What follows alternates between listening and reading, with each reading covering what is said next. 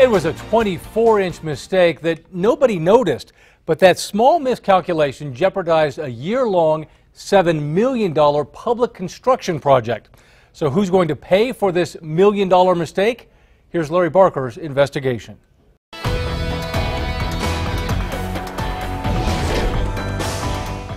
As blunders go, this is a big one. Yes, I'd say it's a pretty big blunder. It's been devastating.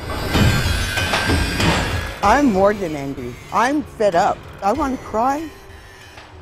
This is my home. It's a case study in how not to build a public works project. When it comes to botched construction, this multi-million-dollar job site may be home to one of Albuquerque's biggest screw-ups. Honestly, it's embarrassing. Water Utility Authority Chief Operating Officer John Stump thought he had seen it all. In your 30-year history, is this mistake unprecedented?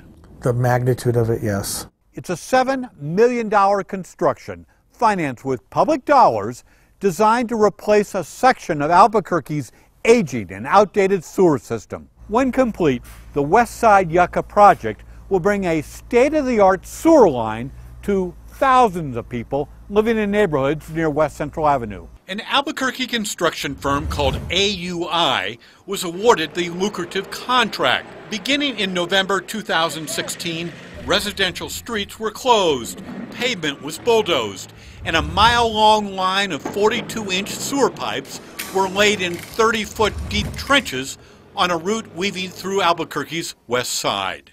AUI excavated, scraped, bulldozed, graded, surveyed, measured, paved and repaved for more than a year.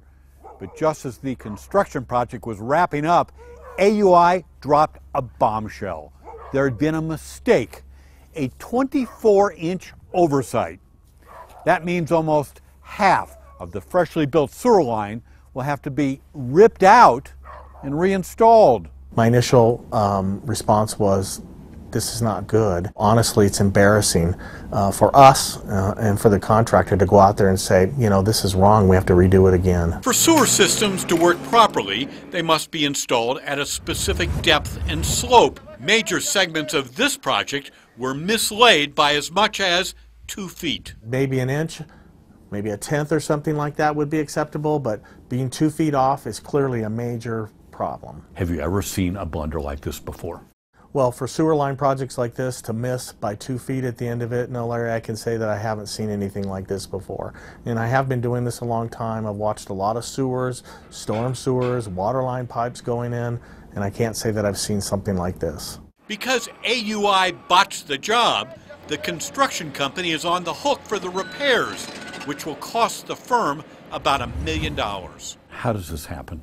Well, the contractor provides us information as they go along, and clearly the information they provided us on certain sections of this was not right.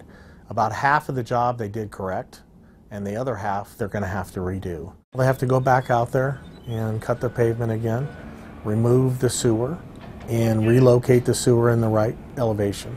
So they're going to go out there and tear all the work out that they put in and relay the sewer. So it's going to look like they're going to start all over in those sections that have to get done. Construction errors will set back completion of the project by about 8 months. Van Barber owns a business along the pipeline route. It's been tough on me, and I've got neighbors that have their homes for sale.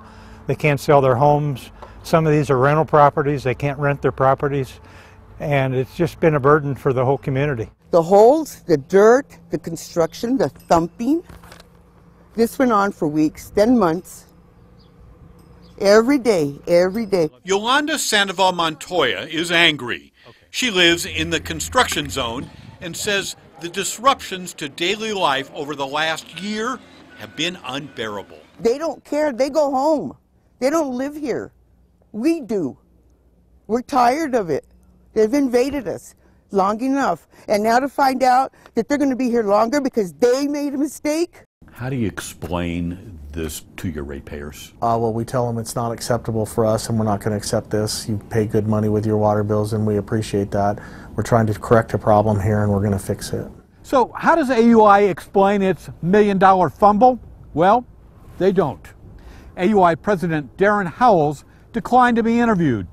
Instead, he sent a written statement that provided no excuses, no explanations, and no apologies. This is a good lesson for us to make sure that when we have projects of this magnitude that we should be checking their work more frequently. Hire somebody that knows what they're doing, get it done right the first time, and leave us alone.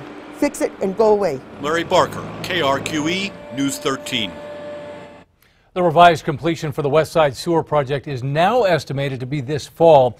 You will find maps showing where the pipework needs to be redone.